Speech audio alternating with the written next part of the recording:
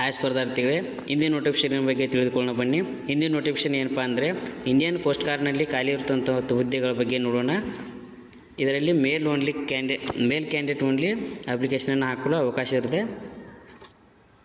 ಈಗಾಗಲೇ application start ಆಗಿದ್ದು ಕೊನೆಯ ದಿನಾಂಕ ಬಂದುಬಿಟ್ಟು 10 ಏಪ್ರಿಲ್ 2025 ಕೊನೆಯ ದಿನಾಂಕ ಆಗಿದೆ. ಈ ಅಪ್ಲಿಕೇಶನನ್ನು ಮೇಲ್ ಕ್ಯಾಂಡಿಡೇಟ ಇಂಡಿಯನ್ ಸಿಟಿಜನ್ಸ್ ಮಾತ್ರ ಅಪ್ಲಿಕೇಶನನ್ನು ಹಾಕ್ಬೋದು.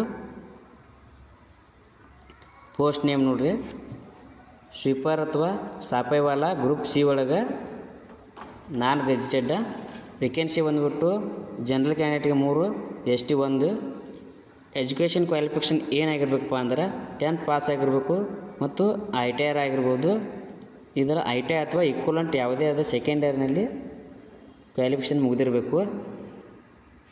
ಏಜ್ ಬಂದುಬಿಟ್ಟು 18 ವರ್ಷದಿಂದ 25 ವರ್ಷದ ಒಳಗಿನ ಅಭ್ಯರ್ಥಿಗಳು ಮಾತ್ರ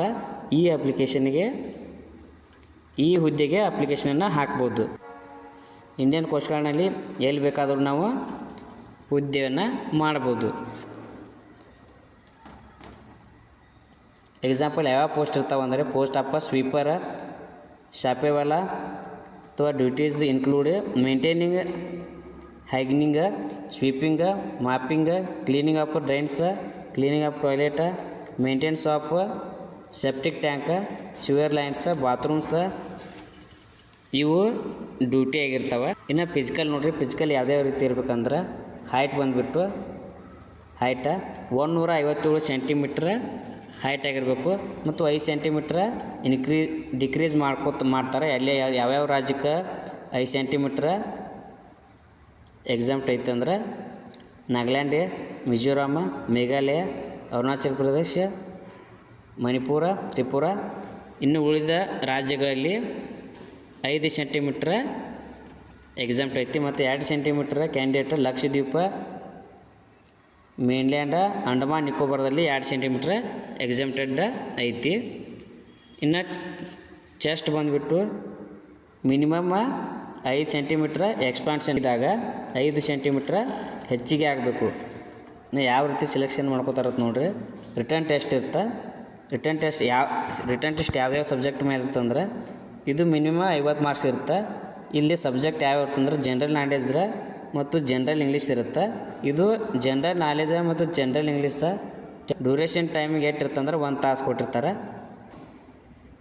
ಇದರಲ್ಲಿ ಜನರಲ್ ಕ್ಯಾಂಡಿಡೇಟ್ ಎಷ್ಟು ತೊಗೋಬೇಕಂದ್ರೆ ಮಿನಿಮಮ್ 50% ಮಾರ್ಕ್ಸನ್ನು ಜನರಲ್ ಕ್ಯಾಂಡಿಡೇಟ್ಸ ತೊಗೋಬೇಕು ಮತ್ತು 45% ST ಕ್ಯಾಂಡಿಡೇಟ ತೊಗೊಂಡು ಪಾಸ್ ಆದರೆ ಮುಂದೆ ಪ್ರೊಫೆಷ್ನಲ್ ಸ್ಕಿಲ್ ಟೆಸ್ಟ್ಗೆ ಆ ಅಭ್ಯರ್ಥಿಯು ಕ್ವಾಲಿಫೈ ಹಾಕೋಣ.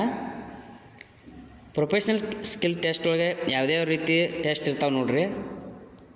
ಸ್ವೀಪಿಂಗ, mopping, cleaning of drains, cleaning of toilets, maintenance of septic tank ಅಥವಾ ಸಿವರ್ ಲೈನ್ಸ್, ಇವು ಆ್ಯಕ್ಟಿವಿಟೀಸನ್ನು ಪ್ರೊಫೆಷ್ನಲ್ ಸ್ಕಿಲ್ ಟೆಸ್ಟ್ ಒಳಗೆ PST ಒಳಗೆ ಅಭ್ಯರ್ಥಿಯರು ಹೊಂದಿರ್ತಾನೆ. ಅಭ್ಯರ್ಥಿಯು ಮಾಡಬೇಕು.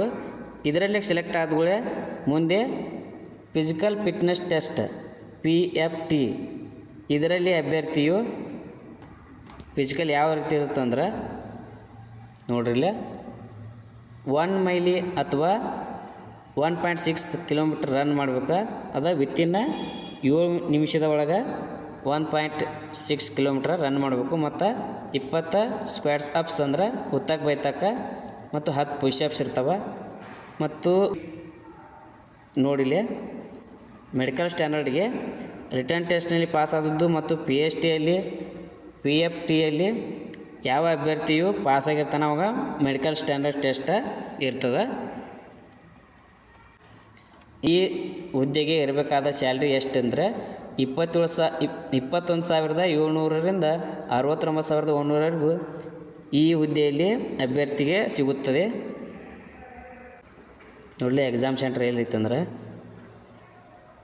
Coast guard district head quarter Mangaluru, number 3 Mangaluru. Last date ಬಂದುಬಿಟ್ಟು 10 ಏಪ್ರಿಲ್ 2025 ಕೊನೆಯ ದಿನಾಂಕ ಆಗಿದೆ. Thank you. ಇನ್ನೂ ಯಾರು ನನ್ನ ಚಾನಲ್ಗೆ ಸಬ್ಸ್ಕ್ರೈಬ್ ಆಗಿಲ್ಲ ದಯವಿಟ್ಟು ಸಬ್ಸ್ಕ್ರೈಬ್ ಮಾಡಿಕೊಳ್ಳಿ. ಮುಂದೆ ಯಾವುದೇ ಜಾಬ್ ಬಗ್ಗೆ ನಾನು ತಿಳಿಸಿದಾಗ ನಿಮಗೆ ನೋಟಿಫಿಕೇಷನ್ ಮೂಲಕ ತಿಳಿದು ಬರುತ್ತದೆ.